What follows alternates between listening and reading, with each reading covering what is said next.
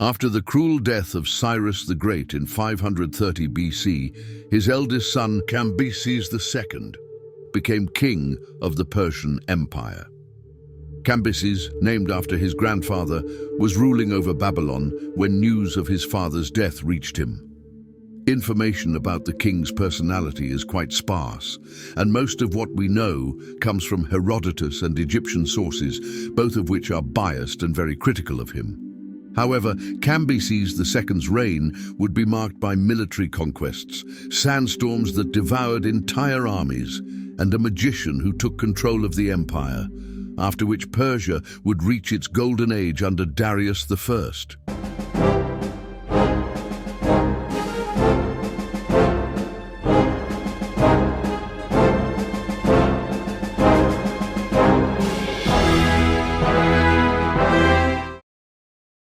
The Babylonians were very superstitious, so when a famine struck their homeland in the years following Cambyses' ascension, the people likely began to whisper that their new Achaemenid lord and king was unworthy. Herodotus even claims that the king killed his younger brother Smerdis out of fear for his position.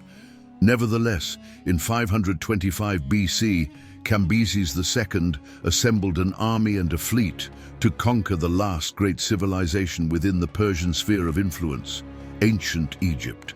Pharaoh Amasis II had previously cheated the Persian king out of his daughter's hand, but now that the pharaoh was dead and his inexperienced son had ascended the throne, the time to strike had come. Like his father before him, King Cambyses II used all elements before even meeting the opponent in battle. A Greek general within the Egyptian army provided valuable information, while the Arabs supplied the Persian army with enough water to cross the Sinai Desert. When the battle finally began at Pelusium in the Nile Delta, the Achaemenid forces used a clever strategy. The Egyptians worshipped animals like cats, especially the cat goddess Bastet. Aware of this, the Persian army placed real cats in front of their soldiers, effectively preventing the Egyptians from attacking them. According to legend, this tactic worked to some extent, and the Egyptian army was decisively defeated, with over 50,000 casualties on the pharaoh's side. What remained of the Egyptian army fled to Memphis, which would soon be besieged and captured. The Old Kingdom had fallen, and the Persian Achaemenid Empire had expanded further. King Cambyses II was crowned pharaoh and followed a key practice of his father by allowing Egyptian high officials to serve under the new government, respecting religious traditions, even though Herodotus claims that the Persians killed the sacred Apis bull, believed to be an incarnation of the god Ptah.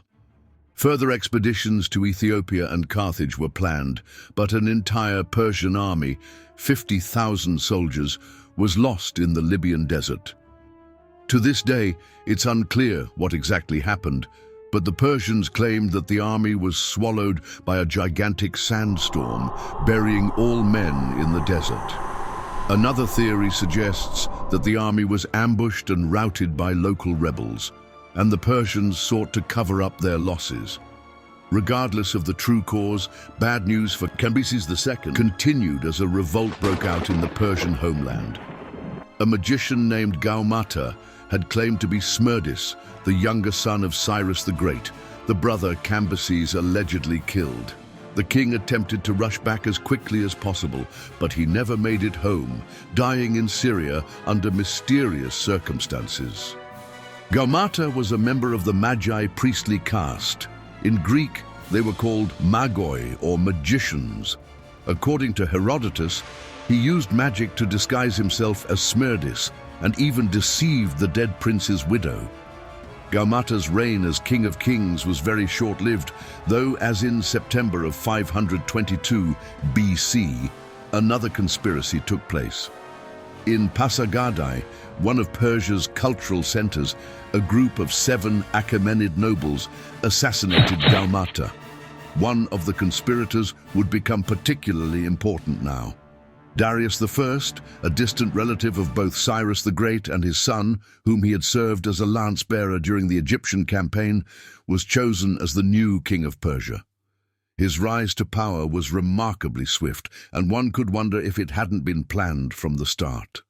The Behistun inscription is a massive multilingual relief and text carved into a cliffside, ordered by Darius I and written in 3 languages: Old Persian, Elamite, and Babylonian. It mostly covers the events I just described, providing Darius' version of how he rose to power.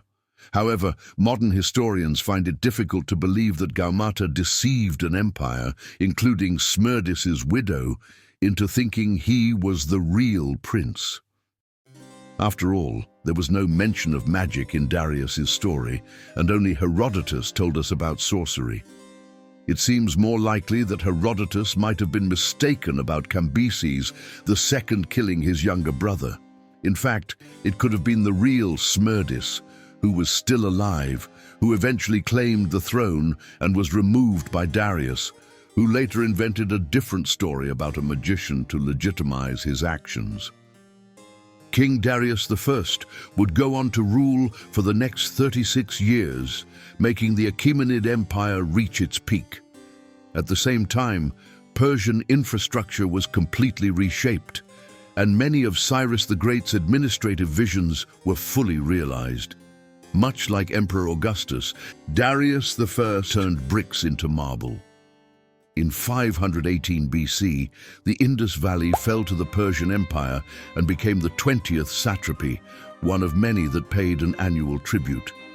The royal road, stretching from Sardis to Susa, ensured quick communication and travel throughout the empire.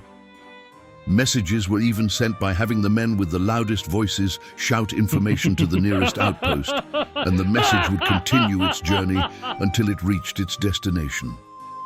The king of Persia was the most powerful man alive at that time, and his eyes now turned to the west, onto Europe. Along the Black Sea, European Scythia was an excellent geopolitical point for planning further conquests into Greece.